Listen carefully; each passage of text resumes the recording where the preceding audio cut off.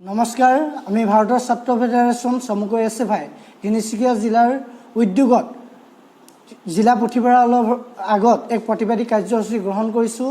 আমাৰ তিনিচুকীয়া জিলাৰ বিভিন্ন শৈক্ষিক দাবীক লৈ আৰু এই দাবীবিলাক অতি শীঘ্ৰে পূৰণ কৰাৰ স্বাৰ্থত আৰু আমাৰ যিবিলাক দাবী আছে এই দাবীবিলাক যাতে ছাত্ৰ ছাত্ৰী আৰু অভিভাৱকসকলে সকলোৱে এই বিষয়বস্তুবিলাক বুজি পায় বা জানে, তাৰ কাৰণে আমি এই প্ৰতিবাদী কাৰ্যসূচী লৈছোঁ। আৰু এই আমাৰ এই ফেচবুক বা এই ভিডিঅ'ৰ মাধ্যমেৰে আপোনালোকক জনাব বিচাৰিছোঁ যে আমাৰ যি CBCS আৰু জাপি দিছে আমাৰ মহাবিদ্যালয়সমূহত জোৰকৈ আমাৰ মহাবিদ্যালয়বিলাকৰ যিবিলাক সমস্যা আছিলে এই সমস্যাবিলাক কিন্তু সমাধান নকৰাকৈ CBCS জাপি দিছে।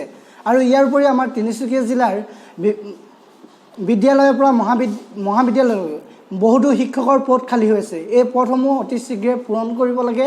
আৰু যি CBCS জাপি দিছে এই CBCSৰ যি মহাবিদ্যালয়সমূহৰ সমস্যাবিলাক আছে এই সমস্যাবিলাক অতি শীঘ্ৰে সমাধান কৰক, অন্যথা এই CBCS বাতিল কৰক। আৰু যি শিক্ষকৰ পদ খালী হৈছে এই শিক্ষকৰ পদসমূহ অতি শীঘ্ৰে পূৰণ কৰক। তাৰ দাবীত আমি এছএফআই অহা 1 অক্টোবৰ তাৰিখে তিনিচুকীয়া জিলাৰ পুথিভঁৰালৰ আগত এক প্ৰতিবাদী কাৰ্যসূচী গ্ৰহণ কৰিছোঁ।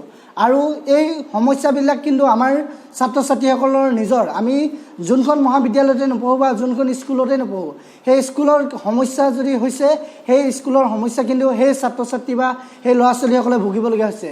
আৰু যি হওক সেইকাৰণে আমি এই প্ৰতিবাদী কাৰ্যসূচীত এই আমাৰ নিজৰ সমস্যা আৰু নিজৰ অধিকাৰ যদি কাঢ়ি আনিবৰ কাৰণে এই প্ৰতিবাদী কাৰ্যসূচীত সকলোৱে অংশগ্ৰহণ কৰিব বুলি আশা ৰাখিলোঁ। ধন্যবাদ।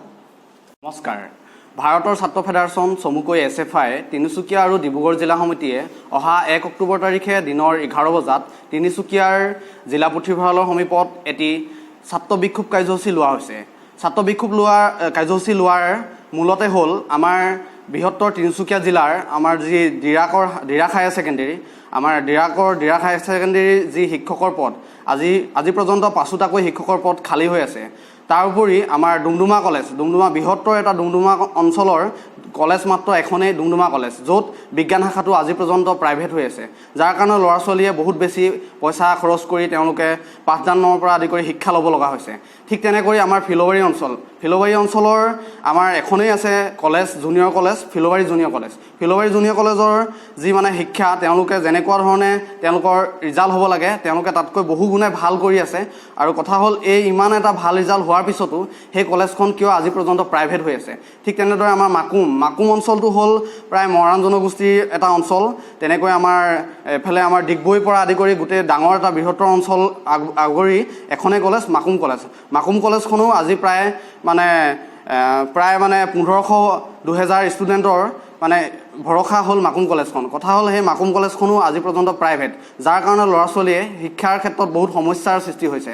গতিকে এই কিছুমান সমস্যাক লৈ আমি মেইন দাবীক লৈ তিনিচুকীয়াত অহা 1 অক্টোবৰ তাৰিখে এটা প্ৰতিবাদী কাৰ্যসূচী লৈছোঁ। গতিকে সদৌতি ৰাইজক আৰু আমাৰ ছাত্ৰ বন্ধুসকলক আমি সক্ৰিয়ভাৱে এই বিক্ষোভ কাৰ্যসূচীত অংশগ্ৰহণ কৰিবলৈ অনুৰোধ জনালোঁ। ধন্যবাদ। নমস্কাৰ, ভাৰতৰ ছাত্ৰ ফেডাৰেশ্যন এছএফআই তিনিচুকীয়া জিলা সমিতিয়ে অহা 1 অক্টোবৰত আমি দিনৰ 11 বজাত তিনিচুকীয়া মাছমজিয়াতে আমাৰ জিলা পুথিভঁৰালৰ সন্মুখত এটি বিক্ষোভ কাৰ্যসূচী গ্ৰহণ কৰা হৈছে। তো আমি এই বিক্ষোভ কাৰ্যসূচী তিনিচুকীয়া জিলাখনৰ শিক্ষা ব্যৱস্থাটোৰ সম্পৰ্কত আমি বিভিন্ন সমস্যা আমি দেখিবলৈ পাইছোঁ। ডিৰাক আৰু আমাৰ শদিয়াত যি ITI প্ৰতিষ্ঠা কৰি থৈছে আজিলৈকে পাঠদানৰ ব্যৱস্থা কৰা নাই। আমি সেই পাঠদানৰ ব্যৱস্থা কৰিবলৈ অতি শীঘ্ৰে আমি দাবী জনাইছোঁ। আৰু আমাৰ তিনিচুকীয়া মাজমজিয়াতে জনতা মহাবিদ্যালয়, তাতো বহুত সংখ্যক ছাত্ৰ ছাত্ৰীয়ে পাঠদান কৰে। এই জনতা মহাবিদ্যালয়খন ডিগ্ৰী ছেকশ্যনটো আজিলৈকে আমাৰ চৰকাৰীকৰণ কৰা হোৱা নাই। আমি দাবী জনাইছোঁ অতি শীঘ্ৰে আমাৰ জনতা মহাবিদ্যালয়ৰ ডিগ্ৰী ছেকশ্যনটো চৰকাৰীকৰণ কৰক। আৰু এই যে আমাৰ ৰাজনৈতিক বিষয়াসকলে মন্ত্ৰীসকলে আমাৰ কথা ফুলঝাৰি মাৰি যে বাগানবিলাকত 100খন বিদ্যালয় প্ৰতিষ্ঠাৰ কথা এই বিভিন্ন মিটিং মেলে যে ঘোষণা কৰি থাকে, তো সেইবিলাক ফুলঝাৰি কথা নহ'ব। আমাক এই বিদ্যালয় লাগে, আমাৰ বাগানবিলাকত অতি শীঘ্ৰে সেই বিদ্যালয় স্থাপন হ'ব লাগে। আমি সেইটো দাবী জনাই আমি অহা এই 1 অক্টোবৰত এই তিনিচুকীয়া মাছমজিয়াৰত বিক্ষোভ কাৰ্যসূচীত সকলোকে অংশগ্ৰহণ কৰিবলৈ অনুৰোধ জনাইছোঁ। ধন্যবাদ।